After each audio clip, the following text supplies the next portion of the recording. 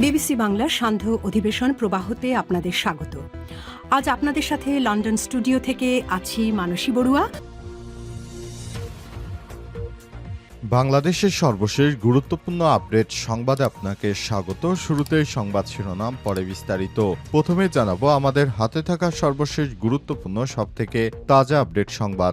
জামাত ইসলামের সঙ্গে নয়, এনসিপির নেতৃত্বে আসতে পারে নতুন রাজনৈতিক জোট। জামাত ইসলাম কিংবা কোনো ইসলামিক দল নয়, বরং নির্বাচনের আগে জাতীয় নাগরিক পার্টি এনসিপির নেতৃত্বেই হতে পারে নতুন জোট। তবে এর শর্ত একটাই, সেই দলকে হতে হবে বাংলাদেশপন্থী। দলটির কেন্দ্রীয় দুই নেতা জানান, এই মাসের মধ্যেই নিবন্ধন পেতে যাচ্ছেন তারা। আসন্ন নির্বাচনকে কেন্দ্র করে পুরোদমে চলছে সাংগঠনিক বিস্তৃতি এবং নির্বাচনী প্রস্তুতির কাজ। এরপর জানাবো, 4 পদ্ধতিতে জুলাই সনদ বাস্তবায়নের পরামর্শ দিয়েছেন বিশেষজ্ঞরা, বললেন আলী রিয়াজ। বিশেষজ্ঞরা 4টি পদ্ধতিতে জুলাই সনদ বাস্তবায়নের পরামর্শ দিয়েছেন বলে জানিয়েছেন জাতীয় ঐক্যমত্য কমিশনের সহসভাপতি অধ্যাপক ড আলী রিয়াজ। 17 সেপ্টেম্বর রাজধানীর ফরেন সার্ভিস একাডেমিতে 29টি রাজনৈতিক দলের সঙ্গে ঐক্যমত্য কমিশনের বৈঠকের সূচনা বক্তব্যে তিনি এই কথা বলেন।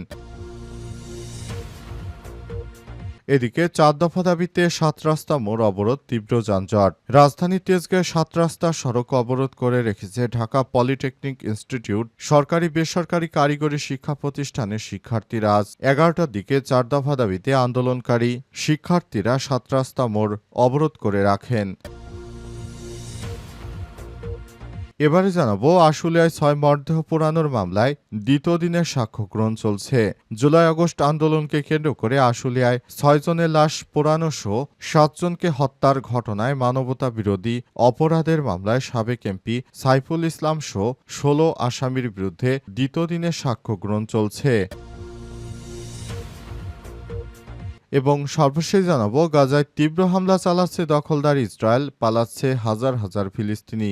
এবার গাজার মূল সিটি দখলে তীব্র নিয়ন্ত্রণ নিতে দখলদার বাহিনী বিমান হামলা এবং একযোগে স্থল হামলা চালাচ্ছে। সামনে যাকেই পাওয়া যাচ্ছে তাদেরকেই হত্যা করা হচ্ছে। অবস্থায় এখনও সেখানে তীব্র আকারে এই সমস্যাগুলো চলছে, যেটা সাধারণ মানুষ পালাতে পারছে না। পুরো গাজা সিটি তারা দখল করতে চায়, এমনটাই তারা নিশ্চিত করেছে। এজন্য ব্যাপক হারে সেখানে স্থল হামলার পাশাপাশি বিমান হামলা অব্যাহত রেখেছে দখলদার সেনাবাহিনী এবং বিমান বাহিনীর সদস্যরা। তারা গাজায় যে কোনো মানুষকে দেখা মাত্র গুলি করে হত্যা করছে। প্রিয় দর্শক, এতক্ষণ শুনছিলেন সংবাদ শিরোনাম, এবারে বিস্তারিত। তবে তার আগে বন্ধুরা, অনুরোধ থাকবে এই সংবাদটিতে একটি লাইক দিন। এই চ্যানেলে আপনি নতুন হয়ে থাকলে আমাদের সংবাদটি দেখতে দেখতে চ্যানেলটি সাবস্ক্রাইব করে রাখুন। কমেন্ট করে বন্ধুরা আপনার মূল্যবান মতামত জানিয়ে দিন আপনি বিশ্বের কোন দেশ থেকে বা বাংলাদেশের কোন স্থান থেকে আমাদের সংবাদটি দেখছেন এবং শুনছেন। আর বন্ধুরা, এই সংবাদটি আপনার সোশ্যাল মিডিয়া ফেসবুকে শেয়ার করে বন্ধুদেরও দেখার সুযোগ করে দিন। গাজা যুদ্ধে আপনি যদি নিরীহ ফিলিস্তিনিদের ভালোবেসে থাকেন, কমেন্টে ইয়েস লিখে বিশ্ববাসীকে জানিয়ে দিন। সংবাদটি দেখতে দেখতে বন্ধুদের মাঝেও শেয়ার করে দিন। এবারে বিস্তারিত।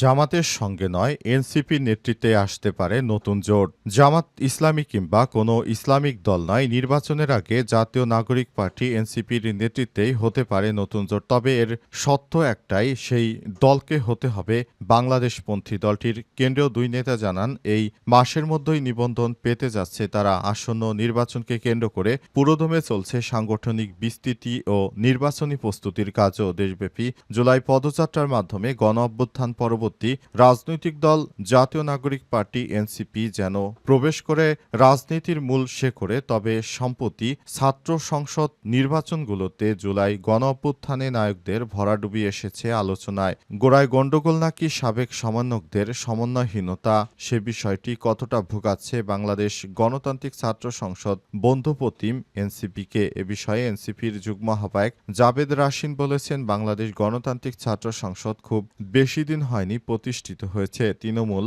পর্যায়ে সংগঠনের নেতাকর্মীরা যেতে পারেনি। এটি আমাদের ব্যর্থতা। তবে এর মানে এটা নয় যে আমরা দলগতভাবে পিছিয়ে পড়ছি বা জাতীয় রাজনীতিতে এর প্রভাব পড়বে। এনসিপির যুগ্ম আহ্বায়ক সারোয়ার তুষার বলেছেন যে রাজনীতির কথা আমরা বলেছি, সেই রাজনীতি অন্য কেউ করে অবস্থা অর্জন করে দেখিয়েছে। আমাদের ছাত্র সংগঠন যথেষ্ট পরিমাণ শিক্ষার্থীদের কাছে পৌঁছাতে পারেনি। এর মধ্যে ইসলামী দলগুলোর সাথে জোট কিংবা যুগপৎ আন্দোলন না করার কথা পরিষ্কার করেছে দলটির শীর্ষ নেতারা। তবে তারা এমন একটি নতুন নির্বাচনী জোট গঠনের কথা ভাবছে যেখানে চালকের আসনে থাকবে এনসিপি। 4 পদ্ধতিতে জুলাই সনদ বাস্তবায়নের পরামর্শ দিয়েছে বিশেষজ্ঞরা, বললেন আলী রিয়াজ।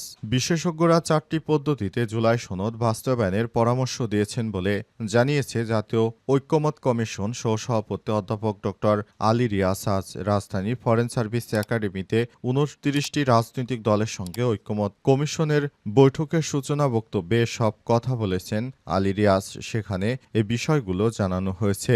অন্তর্বর্তীকালীন সরকারের প্রধান উপদেষ্টা দায়িত্ব গ্রহণের পর জুলাই সনদ দেয়া নিয়ে বিভিন্ন সমস্যা তৈরি হচ্ছে। বিশেষ করে বিএনপির নেতৃত্বাধীন রাজনৈতিক দলটি এসব সনদটি নিয়ে বিষয়টি বারবার জল ঘোলা করার চেষ্টা করছে বলে অভিযোগ করছে বিভিন্ন মানুষেরা। অন্তর্বর্তীকালীন সরকারের প্রধান উপদেষ্টা প্রফেসর ড মোহাম্মদ ইউনূস চাইছেন একটি সুষ্ঠু ও ভালো মানের নির্বাচন দিতে। তবে শিক্ষার্থীরা এখন জানাচ্ছেন তাদের জাতীয় সনদ বাস্তবায়ন না হওয়া পর্যন্ত, জুলাই সনদ বাস্তবায়ন না হওয়া পর্যন্ত তারা এই নির্বাচনে অংশগ্রহণ করবে না। এমনকি তারা উচ্চকক্ষে পিআর চায়। অন্তর্বর্তীকালীন সরকারের প্রধান উপদেষ্টা প্রফেসর ড মোহাম্মদ ইউনূসও এটি দিতে চেয়েছিলেন, তবে সেখানে বিভিন্ন জায়গা থেকে বাধা দেওয়া হচ্ছে বলে অভিযোগ পাওয়া গেছে। এ কারণে মূলত এই বিষয়গুলো নিয়ে আর সামনে এগোনো যায়নি। 4 দফা দাবিতে 7 রাস্তা মোড় অবরোধ, তীব্র যানজট। রাজধানীর তেজগাঁয়ে 7 রাস্তা সড়ক অবরোধ করে রেখেছে ঢাকা পলিটেকনিক ইনস্টিটিউট সহ সরকারি বেসরকারি কারিগরি শিক্ষা প্রতিষ্ঠানের শিক্ষার্থীরা। আজ বুধবার 17 সেপ্টেম্বর 4 দফা দাবিতে আন্দোলনকারী শিক্ষার্থীরা 7 রাস্তা মোড় অবরোধ করেছেন। কারিগরি শিক্ষার্থীদের সড়ক অবরোধের কারণে 7 রাস্তা মোড় দিয়ে যান চলাচল বন্ধ হয়ে যায়। এতে সংশ্লিষ্ট সড়কগুলোয় সৃষ্টি হয়েছে তীব্র যানজট ভোগান্তি পোহাচ্ছে যাত্রীরা। 4 দফা দাবি হল প্রকৌশল অধিদপ্তর আন্দোলন কর্তৃক ডিপ্লোমা প্রকৌশলীদের প্রকাশ্যে হত্যার হুমকি প্রদানকারী সর্বোচ্চ শাস্তি নিশ্চিত করা, বিএসসি ইঞ্জিনিয়ারিং শিক্ষার্থীদের অযৌক্তিক 3 দফা দাবির পক্ষে পরিচালিত সব কার্যক্রম রাষ্ট্র কর্তৃক অবিলম্বে বন্ধ করা, কারিগরি ছাত্র আন্দোলন বাংলাদেশের উত্থাপিত যৌক্তিক 6 দফা দাবির রূপরেখা ও সুপারিশ অনুযায়ী পূর্ণাঙ্গ বাস্তবায়ন করা এবং ইঞ্জিনিয়ারিং অন চ্যানেল এডুকেশন চালু করা। আন্দোলনকারীরা শিক্ষার্থীরা বলেন, এর আগে 6 দফা দাবিতে আন্দোলনে নামতে হয়েছিল তাদের, সেগুলো সরকার মেনে নিলেও এখনও বাস্তবায়ন করা হয়নি। সেগুলো বাস্তবায়ন করতে হবে। এদিকে বিএসসি ইঞ্জিনিয়াররা অযৌক্তিক 3 দফা দাবি করছেন, সেগুলো নিরসন করতে হবে। দাবি আদায় না হওয়া পর্যন্ত সড়ক ছাড়া হবে না বলে জানিয়েছেন তারা। অন্তর্বর্তীকালীন সরকারের প্রধান উপদেষ্টা দায়িত্ব গ্রহণের পর থেকে বিভিন্ন বিষয় নিয়ে সামনে একের পর এক সমস্যা তৈরি হচ্ছে। আশুলিয়ায় 6 মরদেহ পোড়ানোর মামলায় দ্বিতীয় দিনের সাক্ষ্য গ্রহণ চলছে। জুলাই-আগস্টে আন্দোলনকে কেন্দ্র করে আশুলিয়ায় 6 জনের লাশ পোড়ানোর ঘটনায় 7 জনকে হত্যার ঘটনায় মানবতা বিরোধী অপরাধের মামলায় সাবেক এমপি সাইফুল ইসলাম 16 আসামির বিরুদ্ধে দ্বিতীয় দিনের সাক্ষ্য গ্রহণ চলছে। আজ বেলা 11টায় আন্তর্জাতিক অপরাধ ট্রাইব্যুনাল 2-এর চেয়ারম্যান বিচারপতি নজরুল ইসলাম চৌধুরীর নেতৃত্বাধীন ট্রাইব্যুনালের বিচারকরা এ বিষয়টিতে সাক্ষ্য গ্রহণ অনুষ্ঠিত হয়েছে। জুলাই আন্দোলনের সময় তাদেরকে হত্যা করে ভ্যানের উপর তুলে পুলিশের সদস্যরা তাদের লাশ পুড়িয়ে দিয়েছিল। এই ঘটনায় পুরো বাংলাদেশে চাঞ্চল্যকর পরিস্থিতির ঘটনার জন্ম দেয়। অন্তর্বর্তীকালীন সরকারের প্রধান উপদেষ্টা প্রফেসর ড মোহাম্মদ ইউনূসের সরকার ক্ষমতায় আসার পর এই বিষয়টি নিয়ে তারা ব্যাপকভাবে কাজ শুরু করেছে। অন্তর্বর্তীকালীন সরকারের প্রধান উপদেষ্টা প্রফেসর ড মোহাম্মদ ইউনূসের সরকার বিষয়টি নিয়ে কাজ শুরু করার পরই ট্রাইব্যুনালের বিচারক বিচারকরাও বিষয়টি নিয়ে খুব দ্রুততার সঙ্গে সাক্ষ্য গ্রহণ শুরু করেছেন। এর মাধ্যমে ট্রাইব্যুনালে প্রমাণিত হয়েছে বিগত সময়ে যারা এই ধরনের কর্মকাণ্ডের সঙ্গে যুক্ত ছিল তাদেরকে কোনোভাবেই ছাড় দেওয়া হবে না, তাদেরকে যথাযথ আইনি প্রক্রিয়ার মাধ্যমে ব্যবস্থা গ্রহণ করতে হবে। এজন্য সব ধরনের কাজ করা হচ্ছে।